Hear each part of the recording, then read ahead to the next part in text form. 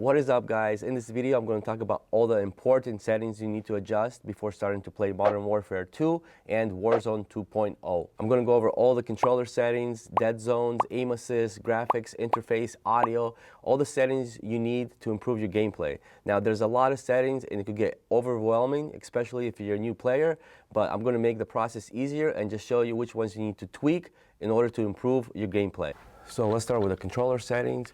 You want to go down to vibration and make sure this is off, as well as trigger effect. We don't want any unnecessary movement on the controller that will distract us.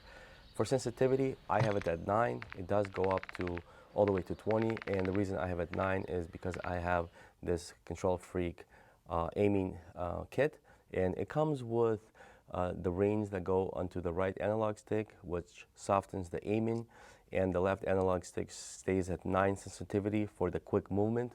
I would definitely recommend a kit like this for any first-person shooter game, Xbox or PlayStation. And if you're interested in something like this, I'm going to leave a link in the description. For ADS sensitivity multiplier, I leave it at default, which is 1.0. And if we bring it down all the way low, when we ADS, it's very slow. As you can see, it barely moves, impossible to play. And if you do go all the way up on this, it basically has the opposite effect. When you ADS, it just moves very, very quick. So I like the balance and centered, and I leave this at 1.0, but you could play around with it. So next setting we want to adjust is the automatic sprint. So we want to keep this as automatic tactical sprint. Now, if you haven't played automatic tactical sprint, I suggest you do. It may take some time to get used to, but in the long run, it's going to be very beneficial for you. So if you push the analog stick, he begins to run. So it's just very simple. You're going to move around the map much quicker, opposed to the automatic sprint where he's just jogging instead of tactical sprint. So the next setting we're going to change is the interact behave. Now this is probably the most convenient settings you're going to change. In the previous game, it was called contextual tap. I don't know why they keep changing it. It just makes it more confusing. But what it does is, in the game, to interact, you could just tap square instead of holding it. Now here's an example when I'm going to drop the ammo box, and to interact, I just tap square and I got the ammo. If we change it back to the default setting, which is tap to reload or tap to interact, when you drop the ammo, you have to hold the square to open it or get the ammo. And it makes it very convenient if you're playing in Warzone to open the boxes and pick up weapons. So we want to make sure that this is on priority interact. So now we go to the controller advance, and under aim assist type, I keep mine at Black Ops. You can play around with different ones. I don't think there's too much of a difference. I just think Black Ops is just a little bit more stickier. Basically it says traditional aim, slow down near target, used in Black Ops games. But as far as the aim response curve type, you should definitely play at dynamic. Now we could go to the inputs dead zone, and let's start with R2 button dead zone, which is the trigger button. If we crank this all the way up, when we shoot, as we can see on our R2 trigger button, there's a lot of dead zone before the gun interacts. So you see all that empty dead zone, that's not good.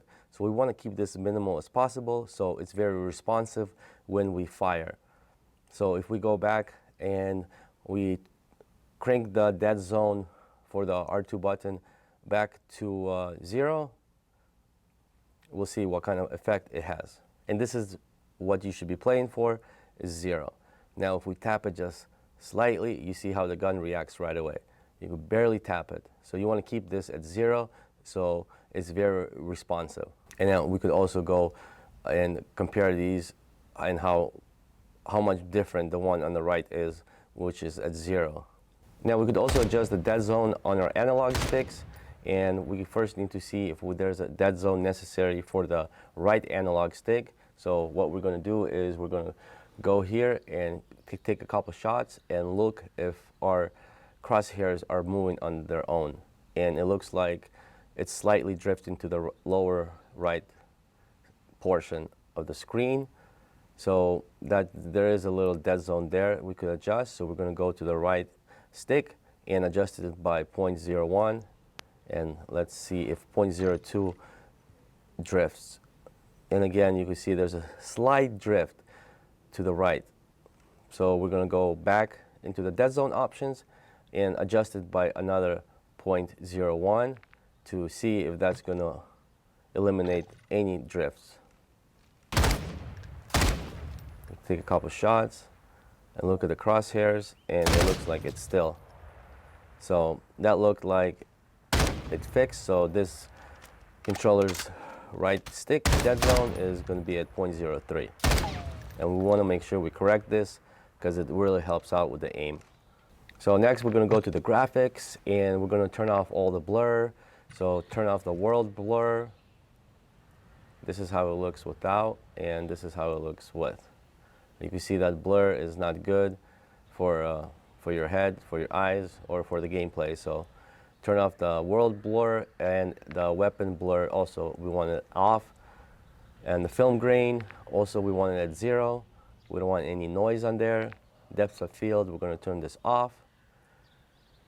Fidelity FX cache, we want to turn this on and crank it up to 100. So here you can't see that much of a difference, but this does sharpen the image and helps you see enemies in the darker areas. So if you can, keep this at 100. We want to make sure our refresh rate is 120 if you can, and FOV I play at 120. So if you play at 80, which is standard like in Warzone 1.0, you can see that you don't get that much field of view. But if we do crank it up to 120, your character looks like he runs faster, and you just have better peripheral vision. So definitely play at 120 if you can. I would highly advise that. For ADS field of view, I keep it on affected. For weapon field of view, I keep mine at wide. It keeps the weapon small, and it looks small so you can see the rest of the world. So the wide looks like this. This looks narrow, looks like this. This is default, and again, this is wide. The weapon is just smaller so you can see the rest of the map better. For audio, very simple. I keep it headphones boost, master volume 100, music 0, dialogue 40, effects 100, hit marker 50, mono I turn off. And if you want to see full settings, I made a video for the 3D EQ presets. I'm going to leave it at the end of this video so you can get full audio settings to hear the footsteps the best. And we could also do some other settings here on the interface, such as the minimap. Make sure that this is square, you get more viewage, and its rotation is on. You could also magnify the color intensity, so it just pops a little bit more, and change the color filter target to the world. These are just some extra settings you can do to play around with the color of the game. So you can see the car, it pops a little bit more. Your colors will be more vibrant. And you could also go here on the color palette and change the enemy to very red. So it's not bright, but you can increase the brightness so you can see the enemy markers better. And this is just some of my gameplay here I have on my monitor as I play with all of the settings that I just spoke about. You can see how vibrant and the map is so colorful. Hope you guys enjoyed this video. Really took some time for me to understand all of these settings. It can be a little bit intimidating, especially for someone that's starting out. But if you just follow this guide, I'm sure it'll be pretty good.